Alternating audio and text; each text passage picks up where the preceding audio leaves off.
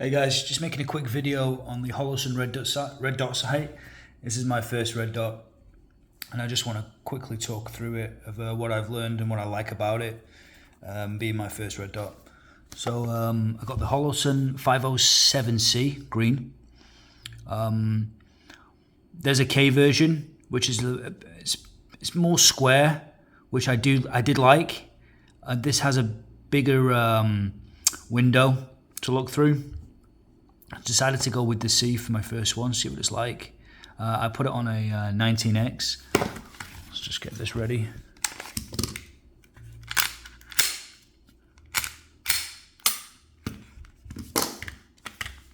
There we go. It is in green, not red. My eyes pick up green way better. Only reason I went with green. These are some of the features. Green reticle. Dot, circle, dot. So we have the 2 MOA dot, which in my opinion is pretty small. I guess it's good for precision. We have the 32 MOA circle and then the 2 MOA dot within that circle, which is what I use. And then we have the 32 MOA circle on its own. I prefer the 32 MOA circle with the green dot in the middle, the 2 MOA dot in the middle. I find acquiring targets way easier. If I ever lose it, if I ever lose sight, if I pull the weapon out and I'm in a weird position and I don't see a dot or anything, it's very easy for me just to tilt my hand a little bit or tilt my head a little bit, and then the 32 MOA dot comes into sight, and that's it. From there, I can just aim normally. As opposed to the 2 MOA dot, which is kind of harder to find, especially in sunlight. I live in Florida, so it kind of washes it out. Yeah, so that's pretty much it for that.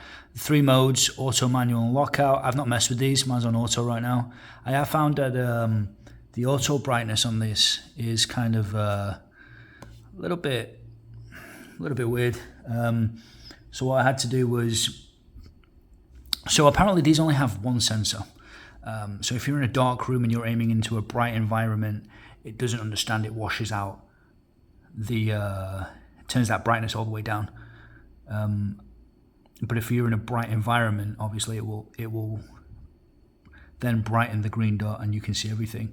I know with the Holosun SCS, they have that forward sensor as well as the sensor that looks back, so that it can determine what the correct brightness needs to be, and that is a game changer. This does not have that.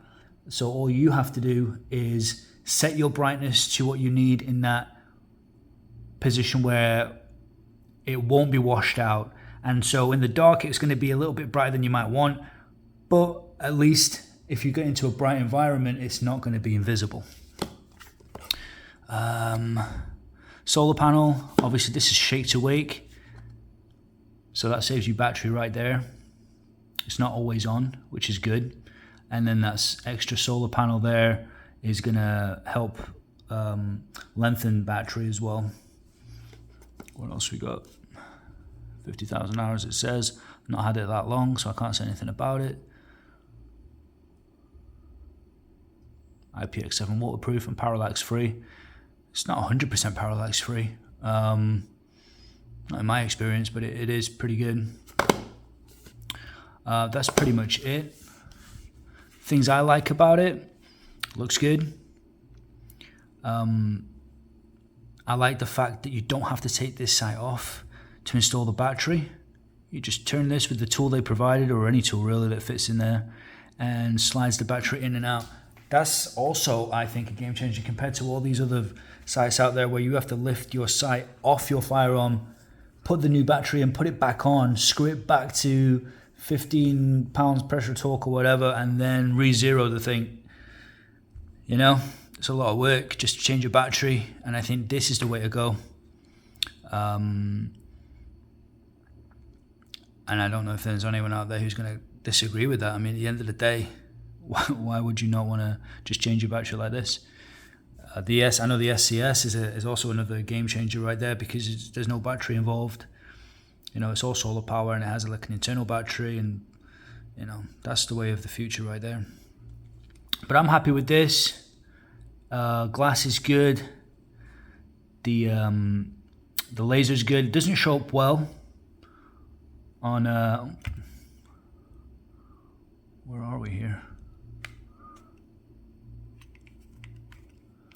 No way.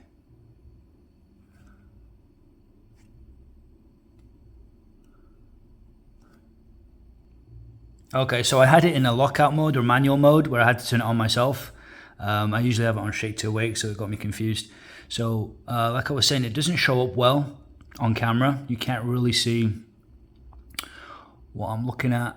That is not a big solid red dot. That is actually a 32 MOA circle with a green 2 MOA green dot inside. You just can't see it no matter what I do. Let's see. Nope, nope. Close. There we go. It's kind of what I'm... Okay, yeah, messed it up. Kind of what I'm seeing. No. You get the picture. We had it for a short second there.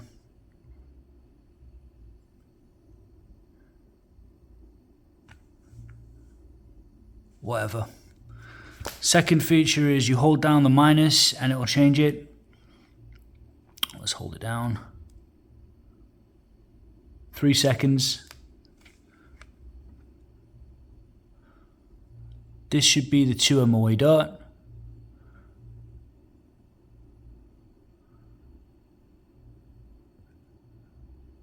That's what it looks like. Hold it down for 3 more seconds.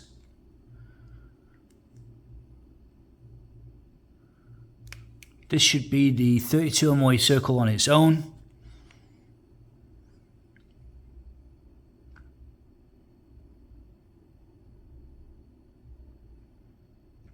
It's not showing up good. There you go. That's what it looks like.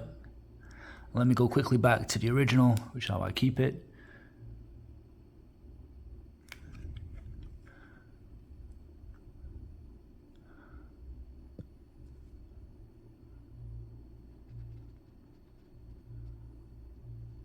No, it's not picking it up good, but you know what I'm saying. Anyway, like I say, it's much easier for me to do target acquisition with the 32 dot.